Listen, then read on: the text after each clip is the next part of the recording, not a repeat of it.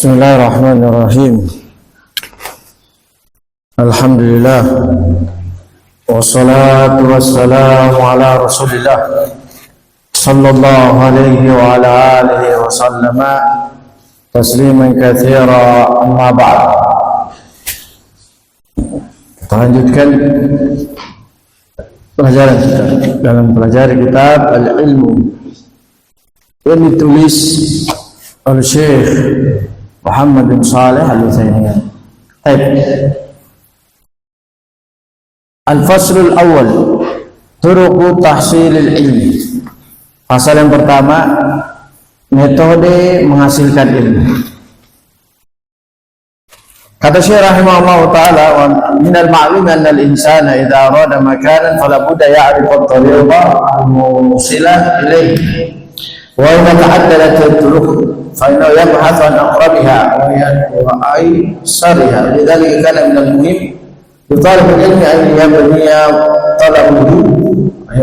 أن يبني طلبه للعلم على أصول ولا خبط أشواء. فمن لم يتقن الأصول حرم الوصول. قال الماضي وبعد فالعلم بحور زاخرة لن يبلغ الكادح فيه آخرا، لكن في أصوله تسهيلا لنيله فاحرص تجد سبيله واغتنم القواعد الأصولة فمن تفوته يحرم الوصول atau يحرم الوصول. Pasal yang pertama, cara mendapatkan ilmu, jalan-jalan mendapatkan ilmu. Perkara yang maklum bahwasanya kata Syekh Muhammad bin Shalih Al-Utsaimin, jika sudah perkara maklum bahwasanya sesungguhnya seseorang jika dia menginginkan suatu kedudukan, suatu posisi yang agung, fala budda, suatu keharusan dia mengetahui jalan untuk sampai ke tempat tersebut.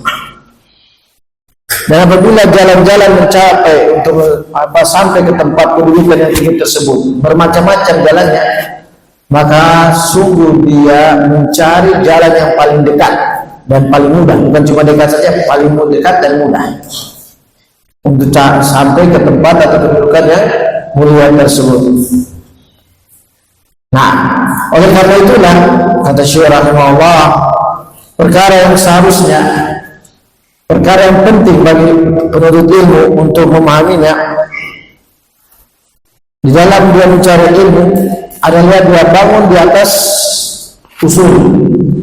Dia bangun jalan untuk mendapatkan ilmu tersebut di suatu usul, di suatu metode yang pokok. Wala takhabbat, sehingga dia tidak akan jatuh dengan jatuh yang menyakitkan. Sehingga siapa saja yang tidak memungkinkan, yang tidak memantapkan usul ini jalan pokok untuk sampai kepada kedudukan tersebut, maka dia akan terharamkan, dia akan terhalangi untuk bisa sampai pada kedudukan yang tinggi tersebut. Nah ya, sebagaimana seorang penyair Arab mengatakan, ilmu itu lautan yang luas, lautan lepas. Ilmu syariat maksudnya, yang beliau maksudnya itu ilmu syariat. Ilmu ini lautan yang lepas, tidak akan mungkin yang mengarunginya bisa sampai pada ujungnya. Ilmu ini adalah seperti lautan lepas yang perenangnya tidak akan mungkin sampai kepada ujungnya. Nah, dan ini kenyataan. Contoh besar bahwasanya ilmu ini lautan lepas yang tanpa bisa seorang pun sampai ke sana. Sebagaimana Allah Subhanahu wa taala mengatakan, "Wa yas'alunaka 'anir ruh, qul ruh min amri rabbi wa ma utitum minal ilmi illa qalilan." Mereka bertanya pada Muhammad, apakah itu ruh? Itu jantung kita itu. Bagaimana hakikatnya? Kalau jantung ya dibelah saja ini bisa kan seumpal daging. Tapi roh itu yang membuat itu duduk. Mereka bertanya kepada Muhammad, apakah itu roh? Ruh itu yang jantungnya kan segumpal dagingnya, yang membuat begitu lah. Yang kalau dideteksi dengan apa namanya USB itu bisa, atau sekolah atau teleskop atau apa namanya dokter itu kedengaran itu. Nah, itu ditanyakan kepada Rasulullah SAW dari kaum Yahudi dan Nasara. Alkitab. Mereka bertanya pada tentang ruh ini. Katakan oleh Muhammad, jawab mereka bahwa ruh itu urusan Allah, urusan Allah. Kemudian Allah mengatakan wa ma'uti itu tidaklah kalian diberikan ilmu kecuali sedikit. Nah, ya, menunjukkan apa? Bahwasanya ilmu ini adalah seperti lautan lepas, tidak akan mungkin perenangnya sampai ke sana. Rasul Shallallahu Alaihi Wasallam yang diberikan kesempurnaan keimanan dan ketakwaan diberikan ilmu sedikit. Kenapa? Sampai beliau wafat, beliau tidak tahu tafsirannya, bukan tidak tahu, tidak diberitahu oleh Allah Subhanahu Wa Taala apa tafsirnya itu. Alif Lam Mim, Yasin, Kaf Ha Ya Ain Shad, Nun, huruf-huruf potongan semuanya. Dan bersama dengan itu kita semua yakin, kata ahli ilmi dan sama sahabat Ibn Abbas yang masuk dan sampai sekarang, bahwasanya tidak ada dalam Al-Quran yang tidak punya makna, tidak ada dalam Al-Quran yang tidak ada artinya, yang tidak ada kandungannya, tidak ada hikmahnya, semua ada. Namun, itu, ya, Allah mengabarkan dalam Al-Quran yang bersandar itu Allah mengabarkan dirinya. Allah memiliki tangan, Allah berbicara, tapi Rasulullah SAW tidak diberikan ilmu sedikit pun karena tidak pernah melihat Allah secara langsung di dunia. Nah itu, padahal Allah sudah mengabarkan ilmunya ini, tapi bagaimana hakikatnya?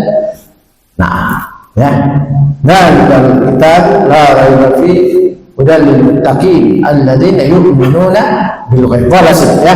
Kata beliau rahimahullah, ilmu itu lautan lepas yang tidak mungkin berenang bisa sampai permukaan. Akan tetapi pokok untuk mencapai ilmu itu mudah. Ya, akan tetapi di dalam pokok-pokok ilmu agama, ilmu syariat ini mudah, ada kemudahan. Ini untuk mendapatkannya. Oleh karena itu harus maka semangatlah kamu di dalam mendapati jalan kepada usulnya agama ini. Usulnya agama kita rukun Islam, rukun iman. Ini usulnya agama Islam. Ya kalau sekedar aku beriman pada Allah, semua orang bisa. Tapi usul yang kandungan Allah, yaitu beriman pada Allah, beriman pada tauhid rububiyahnya, bahwa Allah satu-satunya sang pencipta, satu-satunya sang pengatur alam semesta, satu-satunya apa? Penguasa langit dan bumi, lahir dan batin, mengatur alam semesta dan seterusnya. Allah satu-satunya disembah. Kemudian Allah satu-satunya kita mentauhidkan dalam nama-nama dan sifatnya. Nah, ini yang luas. Ya, walasin. Maka usul untuk mencapai akan tadi pada usulnya ada kemudahan di dalam mendapatinya, maka bersemangatlah Anda di dalam menempuh jalannya. Maka ambillah keberuntungan yang banyak terhadap kaidah-kaidah usul agama ini, usul ilmu ini. Karena siapa saja yang luluh di dalam pokok-pokok usul ilmu ini, maka dia akan terhalangi untuk sampai kepadanya. Kata Syekh rahimahullah ta'ala, fal usul hiya al-ilmu wal masail furu'un ka asli syajarah wa aqsaniha.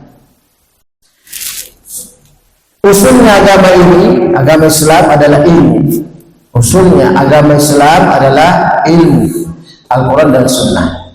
Nah, jadi kalau kita ingin tahu pokoknya agama Islam ini adalah ilmu Al-Quran dan Sunnah. Itu dia. Adapun cabang-cabangnya, permasalahan di dalamnya, itu cuma cabangnya, ya. Sehingga kata beliau, seperti akar pohon dan cabang ranting-rantingnya pohon. Jika pohon itu tidak memiliki ranting, jika ranting-ranting tersebut tidak berada di atas fondasi yang kokoh, maka apa itu? Ranting-ranting tersebut tadbal wa tadhab wa tahlak. Maka ranting-ranting itu akan layu dan mati. Nah ini ya, di sini para ulama mengibaratkan ilmu agama Islam ini ada usulnya, ada pokoknya. Pokoknya itu ilmu, yang lain-lainnya itu ilmu Al-Quran dan Sunnah, dan lainnya itu adalah cabangnya. Seperti akar pohon dengan ranting-rantingnya. Ranting-ranting pohon itu tidak akan mungkin bisa hidup dan kokoh dan tegar, kelihatan segar kalau tidak berada di atas asli dulu, akar yang kuat, akar yang bagus. Nah, lakin mana usul halian adalah saya wa bil qawaid wa qawaid wa kilahuma. Oleh karena itu, apakah usul dalam agama Islam? Apakah usulnya ini dalil-dalil yang sahih atau kaidah-kaidah atau standar-standar dalam agama Islam atau keduanya? Kata Syekh rahimahullah taala, usul di dalam agama Islam adalah dalil dari dalam Quran dan Sunnah. Ini usulnya, ini pokoknya agama Islam. Pokoknya agama Islam, fondasinya agama Islam ada dalil-dalil dari Al-Quran dan Sunnah. Itu yang pertama. Yang kedua, kaidah-kaidah, konsep-konsep dalam syariat Islam yang diambil di dalam penelitian melalui Al-Quran dan Sunnah. Nah, ya. Wahai menahan maya pun bertalib ini. Inilah yang paling terpenting. Seseorang penuntut ilmu harus memilikinya. Ini yang paling penting. Penuntut ilmu harus memilikinya. Nah, ya.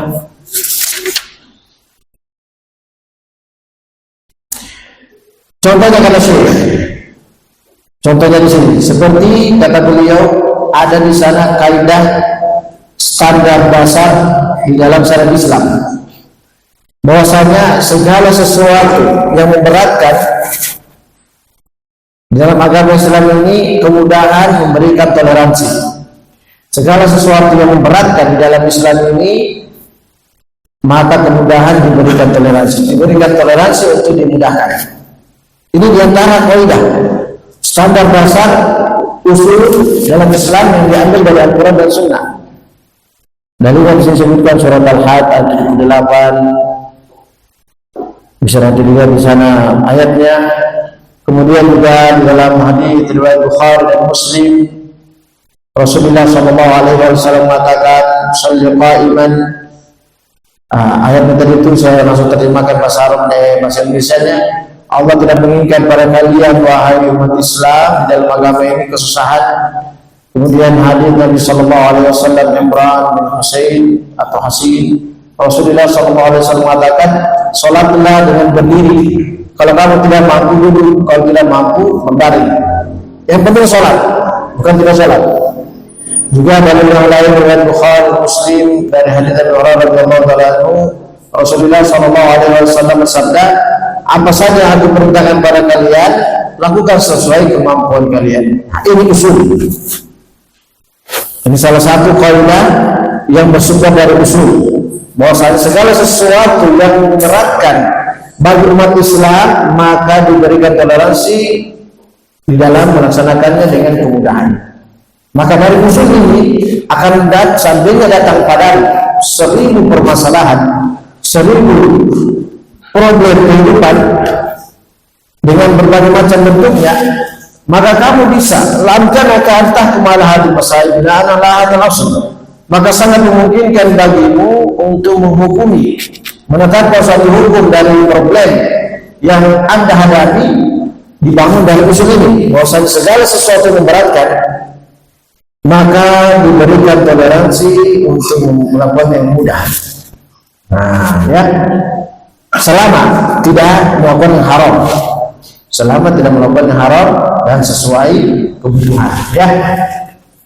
Itu kata Syekh. Akan tetapi kalau Anda tidak memiliki usul seperti ini,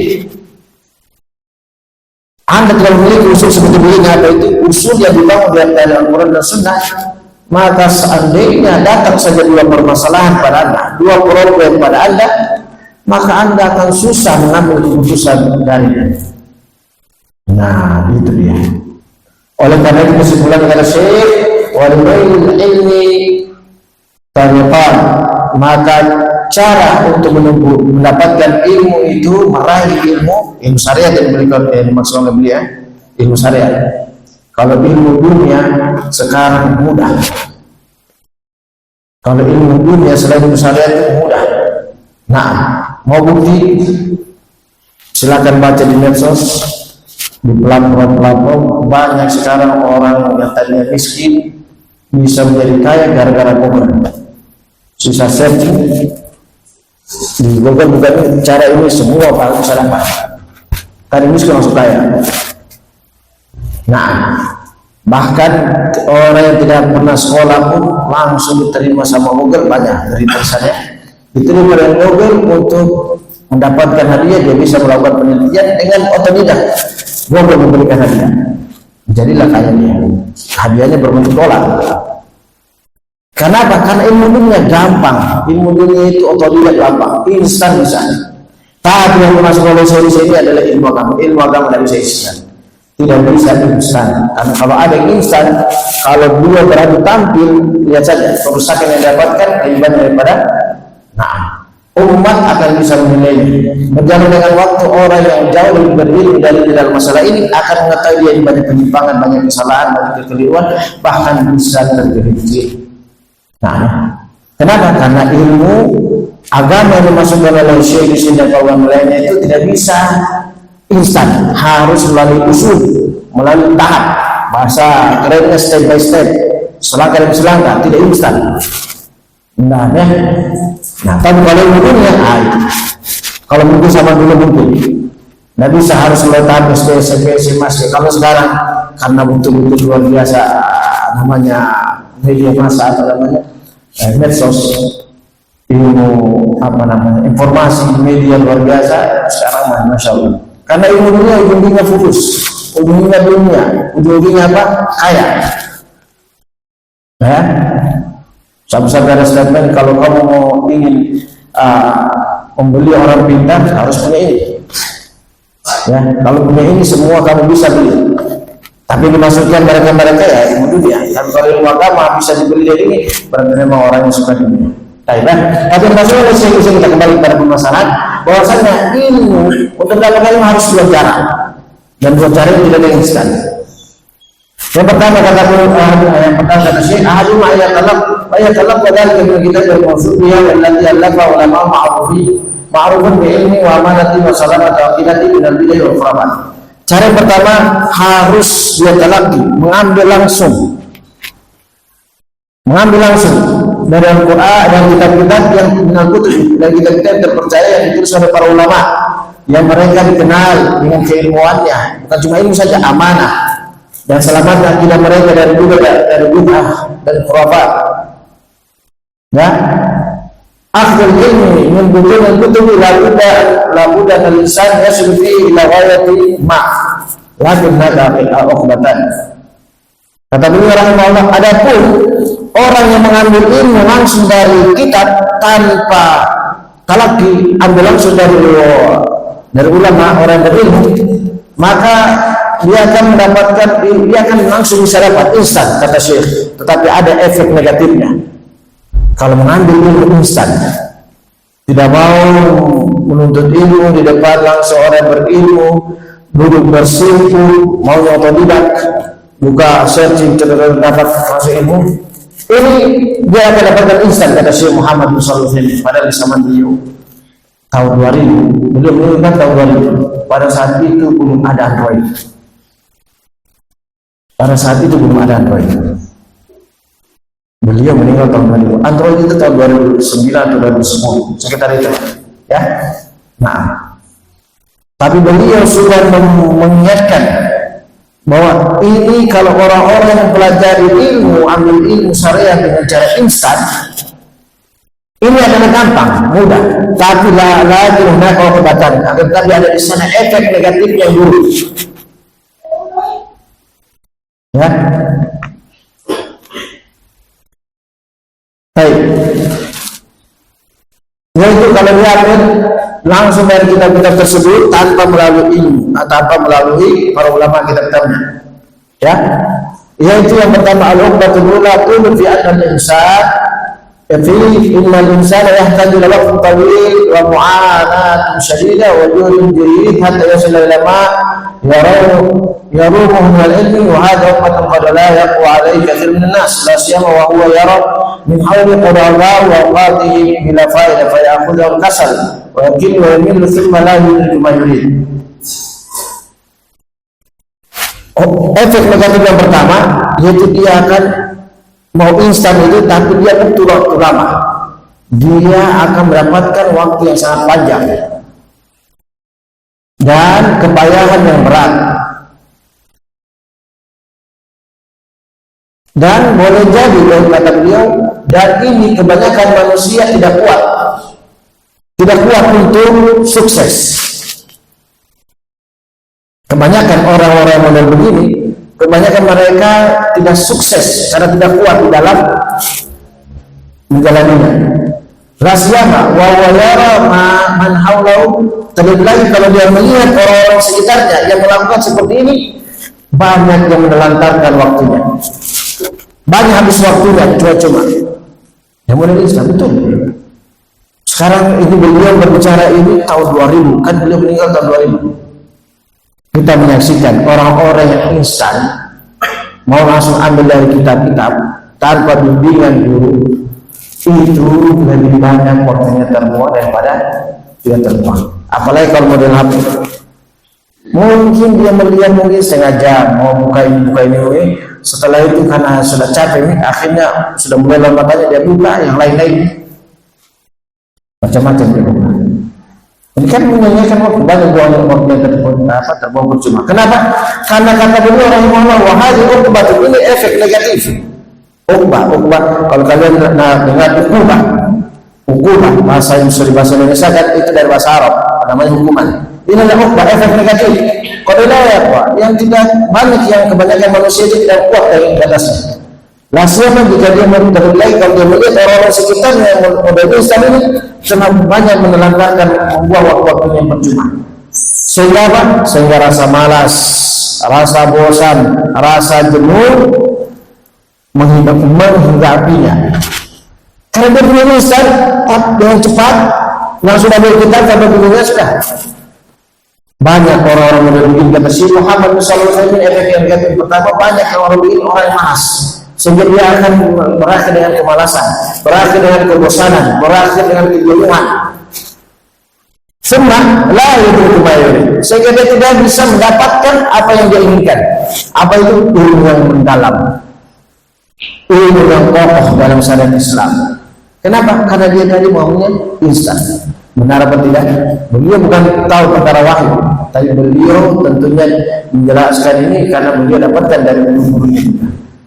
Model instan dalam menuntut ilmu itu efeknya tidak bagus. Kemudian hukuman yang kedua kata beliau, qasanna alladhi yaqtadilna min butun al-futur ilmu dhaif la yaqtadi alayhi qawaid aw usul wa lidhalika nadlu khabar kathir min alladhi yaqtadi al-ilma min butun al-kitab min butun al-kutub lianna laysa lahu qawaid wa usul yaq'adu alayha wa yabna wa yabni alayha al-juz'iyat allati fi kitab wa sunnah. Nabi ba'd an-nas yamur bi hadith laysa madhkuran fi kutub al-hadith al-mu'tamada min as-sihah wal masadid wa hadha at-tariq yukhallu fi في هذا الأصول المعتبرة عند أهل العلم بل عند الأمة. Baik, hukuman yang kedua, orang yang mengambil ilmu langsung dengan model instan ini, ya ilmunya lemah ilmunya. Lain dan kenapa? Karena dia tidak dibangun ilmunya itu di atas kaidah dan usul-usul yang pokok, sehingga kita mendapati kesalahan yang banyak dari model orang-orang yang mengambil ilmu langsung instan dan bilang-bilang. Karena dia tidak memiliki kaidah-kaidah usul-usul yang dibangun di atasnya. Nah, ya itu. Jadi cara yang kita kembalikan pada kata beliau, maka cara untuk mendapatkan ilmu ada dua caranya. Yang pertama, kita mengambil dari kitab-kitab para ulama yang itu oleh para ulama yang ma'ruf dengan keilmuannya, amanahnya dan selamatnya akidah mereka dari kebid'ahan dan khurafat. Cara yang kedua yaitu anta talaqqa, yaitu Anda mengambil langsung. Tadi itu dari kitab-kitab para ulama yang memang terpercaya keilmuannya, amanahnya, keselamatan akidahnya. Dan yang kedua, kita harus mengambil langsung. Dalika anta talaqqa dalika min muallimin mawthuqin fi ilmi wa dinihi. Ada tariq asra'u wa adkhalul ilmi. Yaitu Anda mengambil langsung dari orang yang berilmu langsung. Dan sang pengajar mawthuq yang terpercaya fi ilmi dalam ilmunya dan agamanya. Ingat ini kata Syekh, ilmu dan agamanya. Bukan sekedar ilmu ya, agamanya. Kalau ilmu yang maksud ini adalah amalannya, ketakwaannya. Makanya para salaf itu kalau mengambil ilmu dari seorang, mereka melihat dulu kehidupan sehari-harinya. Nah, sebagaimana dinukilkan dari Imam Ahmad rahimahullah dan Imam Malik rahimahullah, kata mereka dulu, kami sebelum kami masuk Indonesia dulu, kami berjalan bersamanya dulu. Kita melihat dulu kehidupan sehari-harinya, kami melihat dulu. Itu bagaimana para ulama. Mereka adalah ketika mereka mau mengambil ilmu dari seorang guru, mereka lihat dulu ilmunya dan amalan sehari-harinya. Nah, makanya kita waspada di zaman sekarang, karena sekarang masya Allah bisa dipoles, apalagi sekarang media luar biasa. Nah, ada kejadian, tapi cuma benar apa tidaknya di medsos, karena ada ta'lim online, mereka ikut banyak, kemudian ada salah satu murid, dia penasaran dengan gurunya ini.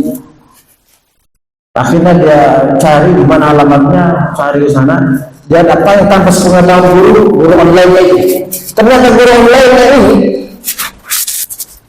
kesehariannya itu pakai celana pendek, pakai kayak kaos ini, apa itu baju kutang, laki-laki tapi ya, bukan perempuan apa perempuan. Begitu keseharian begitu. Subhanallah. Tapi ketika berbicara luar biasa.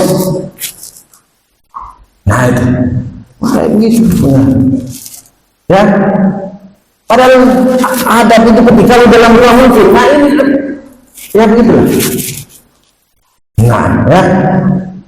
Sementara dia seorang yang mengajarkan pada murid-muridnya adab, akhlak. Rasul Shallallahu Alaihi Wasallam disebutkan dalam riwayat, ketika beliau kesehariannya hampir tidak pernah kelihatan pahanya. Padahal paha laki-laki itu aurat yang ringan, auratnya ringan. Tapi beliau tidak pernah menunjukkan sekalipun di dalam keluar itu kelihatan begitu. Kecuali sekali, ketika beliau itu pun dalam rumah, ketika beliau sedang bersandar kelihatan pahanya. Kemudian masuk Abu Bakar, beliau tetap pahanya kelihatan. Hadis kita sini dari sini bukan sampai di sini. Ketika masuk Umar, beliau masuk. Ketika masuk Utsman, baru beliau masuk. Di dalam rumahnya itu. Cuma itu saja riwayat. Nah, tapi si guru tadi ini luar biasa. Coba lagi. Itu sempat viral. Nah, kalian tidak tahu, kalian tahu. Ya apa tidak tahu? Google ini ya, bukan medsos ini. Begitu ya. Nah, tapi ini berbahasa Arab ya, berbahasa Arab maksud saya. Berbahasa Arab. Dia punya masya Allah itu. Nah, itu penasaran ini masih ini mereka dia ingin tahu kan, mereka tidak ibunya tidak pakai ya begitu ya. Penasaran melihat begitu. Nah, ya subhanallah. Hal itu makanya ketika kita mengambil ilmu dari seorang alim yang terpercaya, harus kita percaya ilmunya dan agamanya, kesehariannya harus kita teliti kesehariannya. Makanya para salaf dulu ketika mereka mengambil kepada hadis, mereka katanya ada seorang salaf ketika dia datang gurunya, dia dapat gurunya, dia sedang panggil ayat, ternyata dia lihat di tangannya itu tidak ada apa-apa, cuma dia panggil saya. Bohong sama binatang saya dia bohong, apalagi sama manusia, apalagi sama hadis. Dan dia diambil hadis. Kan dia panggil sementara tidak ada di sini. Bayangkan itu, ya. Habis itu dia para salaf disebutkan dalam terjadi kita mustalah hadis. Intinya kata Syekh, Anda mengambil langsung tatalak itu mengambil langsung. Mu'allim mawzu'un dari orang berilmu yang terpercaya pada ilmunya dan agamanya. Ingat itu, bukan cuma ilmu. Nah ya, dan apalagi zaman sekarang orang yang berbicara berkhutbah, subhanallah, seakan-akan itu mimbar goyang. Ya, dan ini maksud Nabi Sallallahu Alaihi Wasallam dalam riwayat Muslim. Ya, akan datang nanti suatu zaman yang manusia itu mereka berbicara seakan-akan mereka menguasai ilmu semua cabang ini, tetapi amalannya berbeda dengan apa yang mereka ucapkan. Walau saja, maka karena itu yang bagilah kita kata Syekh, mengambil ilmu dari mu'allim, dari guru yang terpercaya pada ilmunya dan agamanya. Hadam tariq asra wa atqan ilmu. Cara ini lebih cepat dan lebih mungkin di dalam ilmu. Yang tariqul awal pada yang ini fi'il talib wa la yadri imma bi fahmi atau qusur ilmi atau ghairi dzalika min asbab. Kenapa? Metode yang kedua ini lebih cepat dan lebih kuat dalam mendapatkan ilmu, karena cara yang pertama yaitu kita mengambil langsung dari kitab-kitab yang terpercaya, misalnya kitab Syekh Albani, Syekh Muthaymin, kitab Syekh Mukbil rahmatullah alaihi jami'an. Kita ambil dari kitab-kitab mereka yang terpercaya, kita pelajari, kita baca kitab ini. Kata beliau, cara yang kedua, cara yang pertama ini, terkadang seorang penuntut ilmu dia akan tersesat. Dia akan tersesat. Kenapa? Karena dia tersesat. Kalau yang ini boleh jadi dia tersesat, dalam keadaan dia tidak sadar. Kenapa? Kata beliau, boleh jadi dia tersesat dalam keadaan dia tersadar karena yusufi pahmi, karena salah dalam memahami kitabnya para ulama. Itu. Saya beri contoh yang sebagian yang saya pernah ditanyakan juga. Ustaz, ada di sana seorang ustaz yang mengatakan membolehnya onani dalam keadaan darurat. Baik yang sudah menikah maupun yang masih bujangan. Mereka katanya ada disebutkan dalam kitab ini. Begitu. Nah, coba lihat. Nah, ya. Disebutkan dalam kitab itu, kan boleh jadi dia cuma baca kitab itu, tapi dia tidak mungkin salah paham dalam maksud kitab itu. Ya. Kalau dia dulu, seorang penuntut boleh jadi tersesat dan dia tidak ketahui. Entah boleh jadi karena salah paham, jeleknya pemahamannya terhadap kitab yang dia baca tersebut, atau pendeknya ilmunya di dalam memahami kitabnya para ulama itu, atau yang lainnya dari sebab-sebab. Nah, ya, ada di sana kitab Syekhul Islam Ibnu Taimiyah, dan satu kitabnya beliau meyakini surga dan neraka itu tidak abadi. Nah, tidak abadi, dari penduduk juga tidak abadi. Nah, ya, kalau ada yang ada yang mengambil kitab membaca seorang penuntut ilmu, dia baca kitab ini kemudian dia tidak belajar di hadapan para ulama langsung orang yang berilmu, maka boleh jadi dia akan salah paham. Ya, di sana juga ada para ulama yang mengatakan nikah kontrak. Ada, jangan main-main, ada fatwa ulama di sana, ada ulama yang pernah boleh nikah kontrak. Nah, misalnya ada orang pendatang dari Papua, ya, istilah di sini. Di sana kontraknya 2 tahun. 2 tahun ya, jangan 2 tahun, laki-laki 1 pekan saja saya kepalanya. Nah, 2 tahun. Ada fatwa dia ingin bagaimana begini, dia cari mau onani, tidak boleh. Tidak dapat nikah kontrak. Jadi kan misalnya dengan niat mau ceraikan, kalau selesai tugasnya diceraikan sana kembali ke istri di Kendal.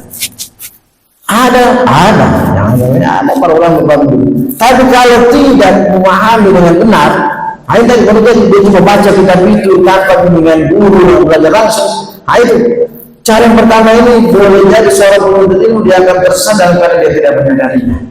Boleh jadi kata sebab yang pertama karena jeleknya dia dalam memahami isi kitab tersebut, atau ilmunya yang pendek dalam memahami isi kitab tersebut, atau yang lain-lain sebab-sebab yang lain yang mungkin hawa nafsu lebih didahulukan, atau ada kepentingan dunia yang dia inginkan sehingga dia ambil sesuai pemahamannya, sesuai kemauannya, sesuai kepentingannya, sesuai yang mendukungnya, sesuai pokoknya apa. Nah ya, maka adapun jalan yang kedua yaitu mengambil langsung dari seorang yang berilmu, yang terpercaya pada ilmu dan agamanya, maka ini fayakun fil munaqasah. Karena cara yang kedua ini yaitu lebih mungkin, lebih cepat, lebih bagus, karena di dalam menuntut ilmu yang nomor ketiga kedua ini boleh jadi dia akan bermusyawarah langsung dengan guru. Ketika dia mengambil ilmu dari guru ini, ada dia paham, langsung ada komunikasi, ada interaksi, ada tanya jawab. Nah, munaqasah wal akhdh wa rad, ambil dan menolak, yaitu maksudnya pendapatnya begini. Mal'in, yaitu ada diambil dari perkataan tersebut dari gurunya, ada yang tidak terima bersama dengan ilmu ilmiah. Fayanfatihu bidzalika al-talib abwaabun katsiratun fil fahm. Sehingga dengan model yang kedua ini akan terbuka cakrawala sang penuntut ilmu tersebut, pintu-pintu yang banyak di dalam pemahamannya. Kenapa? Karena itu adanya munaqasah, diskusi, adanya saling yaitu timbal balik dalam ilmu. Ma'al mu'allim, akhdh wa rad, ambil dan menolak dari mu'allimnya tersebut, sehingga terbuka cakrawala. Bab-bab yang banyak dalam masalah pemahaman. Wa tahqiq yaitu membenarkan yang salah dan memperbaiki yang keliru. Wa kaifiyatud difa', dan bagaimana cara menolak dan membantah ahli aqwal. Bagaimana cara membela dari perkataan-perkataan yang benar. Wa raddul aqwal dhaifah, dan dia dengan mengambil langsung dari muallim, bagaimana dia mengetahui cara menolak perkataan-perkataan yang lemah. Nah ya, ini jadi cara yang kedua ini yang lebih selamat ya. Ikhwani fiddin wa akhwati fillah, azani wa azakumullah wa barakallahu fikum. Bagaimana kita mendapatkan ilmu? Cara yang kedua ini paling bagus. Ya, cara yang pertama kata beliau sih, cara yang pertama ini gampang tersesat, tapi tidak sadar. Ya, kemudian kata Syekh rahimahullah, wa idza jama'a qalu baina talaqaini kana dzalika akmalu atam. Jika seorang penuntut ilmu, kita semua insyaallah dia menggabungkan dua ini, nah ya, maka ini lebih sempurna dan lebih mulia. Tapi kalau tidak bisa, maka cara yang kedua yang diutamakan. Wal yabda at-talib bil aham fataham, maka daklah penuntut ilmu dia ambil, dia mulai dari yang paling terpenting baru setelahnya. Nah ya, yaitu di depan guru tersebut dia ambil di dalam menuntut ilmunya yang paling penting baru setelahnya, dengan memulai kitab ilmu yang ringkas sebelum ilmu yang panjang, sehingga dia bisa menaiki derajat-derajat ilmu, tangga-tangga ilmu sesuai dengan ketahapan dia, sehingga ketika dia sampai ke tempat yang tinggi tidak capek dan tidak lelah. Karena kita melalui tangga 1, 2, 3, 4, kita tidak langsung melompat dari 1 langsung ke 5 dan seterusnya ya. Ini dia cara untuk menuntut mengambil ilmu. Selesai. Sampai jam berapa? Kurang berapa? Selesai. Nah, bagus ya. Nah, kita lanjut ya. 15 tahun. Al-faslu al-thani. Nah, ini pasal yang pertama. Ya, pasal yang kedua sekarang. Akhta'u yajib hadamina. Kesalahan-kesalahan yang wajib untuk kita berwaspada, wajib waspada dari cara menuntut ilmu. Nah, ya. Kesalahan-kesalahan yang wajib kita untuk berhati-hati dari menuntut ilmu. Yang pertama, awalan hasad. Hasad. Nanti dari sini, hasad ini adalah penyakit yang paling sering terjadi di kalangan para penuntut ilmu. Lebih keras dan lebih kuat kejadiannya dibandingkan hasad sesama orang awam dan ahli dunia. Itu. Nanti jelaskan di sini. Ya. Hasad sesama penuntut ilmu, sesama orang berilmu, bahkan di sisi para ulama itu lebih dahsyat dibandingkan di sisi awam dan ahli dunia. Ya. Yang pertama hasad, huwa karahatu ma an'ama Allah taala bi 'alal 'abdi wa laysa huwa tamanni zawal ni'matillah ta'ala al-ghaib bal huwa mujarradu ay yaqra al-insanu ma an'ama Allah ta'ala bi 'ala ghairi fa hadha wal hasad sawa'un tamanna sawaluhu aw ayyuha walakinnahu karir lahu. Hasad itu ini yang wajib harus kita waspada ya. Hasad itu pengertiannya pada syekh tidak senang terhadap apa yang Allah berikan kenikmatan pada seorang hamba. Itu pengertian dasar hasad. Tidak senang terhadap apa yang Allah berikan pada seorang hamba. Hai, semua kita senang. Allahu Akbar. Dan bukan makna hasad itu bukan maknanya dia menginginkan hilangnya kenikmatan Allah pada orang lain. Bukan itu makna hasad. Sekedar, kata beliau, sekedar seseorang tidak suka terhadap apa yang Allah berikan kenikmatan pada selain dia, maka ini hasad.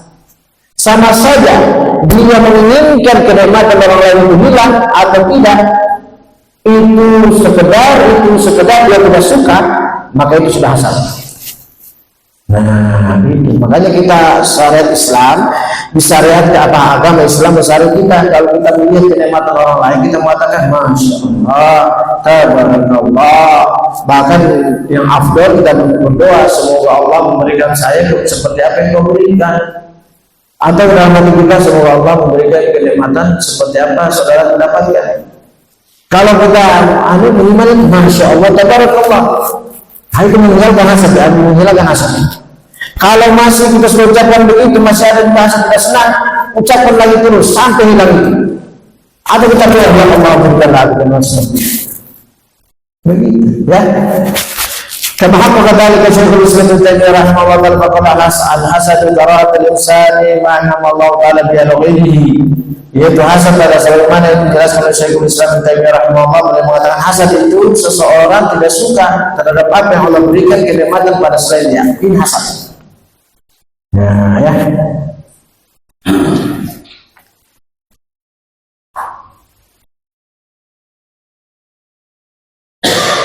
Kemudian hasad itu hampir tidak ada jiwa yang selamat darinya. Subhanallah. Betul. Mau dia apa lagi? Sudah begini ciptaan Allah, kecuali para nabi dan para rasul. Ya ada qariyatun yatirariya dengan walakin hadil hadis. Yang maksudnya hasad ini adalah perkara yang sudah akan masuk ke dalam setiap jiwa, akan tetapi datang dalam hadis. Salafatun la yaslimu minha al-tiyara wal qalb wal hasad.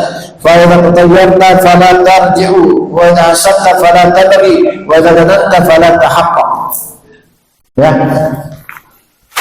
Kata beliau rahimahullah,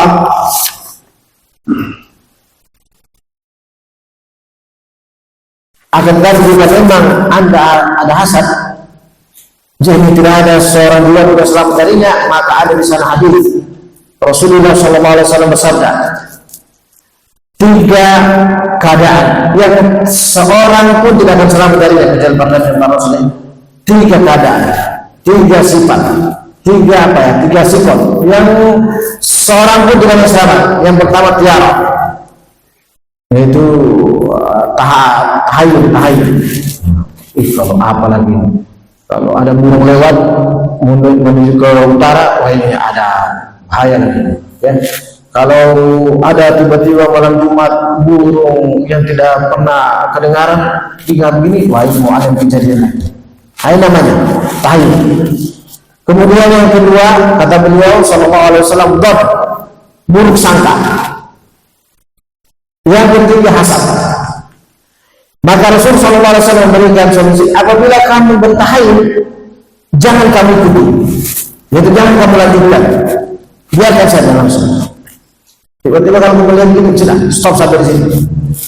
Dan apabila hasad, maka jangan kamu lanjutkan, malah jangan kamu yaitu lakukan dengan perbuatan. fala tabghi. Kalau kamu hasad, itu kamu tidak suka terhadap kenikmatan orang lain, fala tabghi, maka jangan kamu ekspresikan, jangan kamu wujudkan dengan perbuatan. Perbuatan itu termasuk dengan lisan. Karena lisan ini lebih dahsyat daripada perbuatan.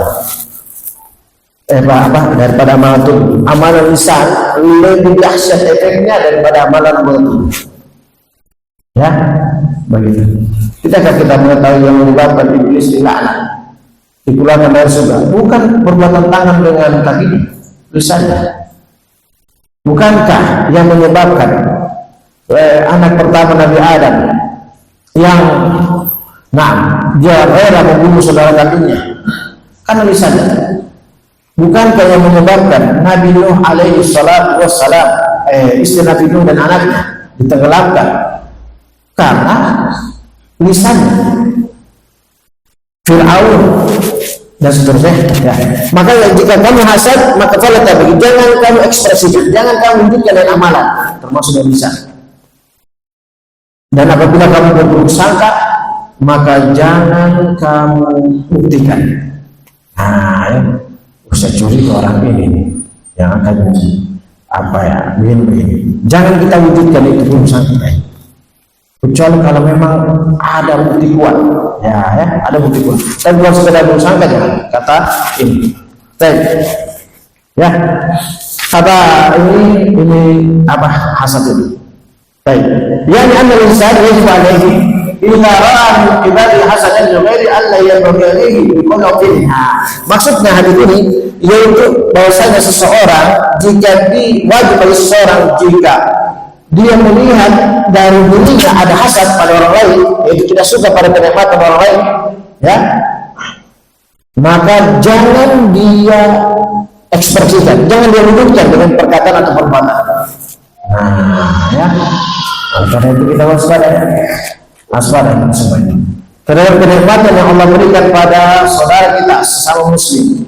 Kenikmatan yang Allah berikan, jangan kita wujudkan dengan perkataan, jangan kita berbuat kezaliman padanya dengan perkataan atau perbuatan. Fa inna dzalika min khisalil yahud. Kenapa? Karena kalau kita ekspresikan hasad kita dengan perkataan dan perbuatan, itu perbuatan Yahudi. Yang Allah mengundur mereka, am yahsudun nas ala ma atahum Allah min fadli faqad atayna ala Ibrahim al-kitab wal hikmata wa atayna mulkan 'azima. Apakah mereka hasad pada manusia terhadap apa yang Allah berikan pada mereka keutamaan, yaitu kepada Nabi Muhammad SAW? Sungguh kami telah berikan keluarga Ibrahim Alkitab dan hikmah, dan kami berikan mereka kekuasaan yang agung. Yahudi hasad pada Nabi Muhammad SAW karena mereka tahu dalam Taurat bahwa akan datang nanti seorang nabi setelah Nabi Musa, itu namanya Muhammad. Mereka tunggu Muhammad ini, memang mereka tahu dalam Quran, dan mereka berharap dari keturunan Ibrahim garis Israel, Yakub. Tunggu ketika datang Nabi Muhammad SAW dari keturunan Ismail, bukan dari Yakub. Hasad mereka. Hasad yang mereka tidak senang, tapi mereka ekspresikan dengan lisan dan perkataan. Itu namanya hasad. Makanya kalau kita tidak senang pada kenikmatan yang Allah berikan pada saudara kita, silakan, tapi jangan diekspresikan dengan perkataan. Tutup benar-benar lisan. Tutup betul tangan dan perbuatan kita, ya. Karena kalau kita ekspresikan dengan perkataan dan perbuatan, maka yang namanya hasad dan bagian dari dosa besar, maka lebih parah perbuatan yang buruk, ya. Kalau ada kita begitu, walaupun kita senang, kita mengatakan Masya Allah, tabarakallah, alhamdulillah, semoga kita juga diberikan seperti dia yang sekarang lagi berada di kenikmatan, ya begitu, ya. Nah itu ya, insya Allah kita cukup sampai sini. Semoga bermanfaat. Wallahu a'lam bishawab. Walhamdulillahirabbil alamin.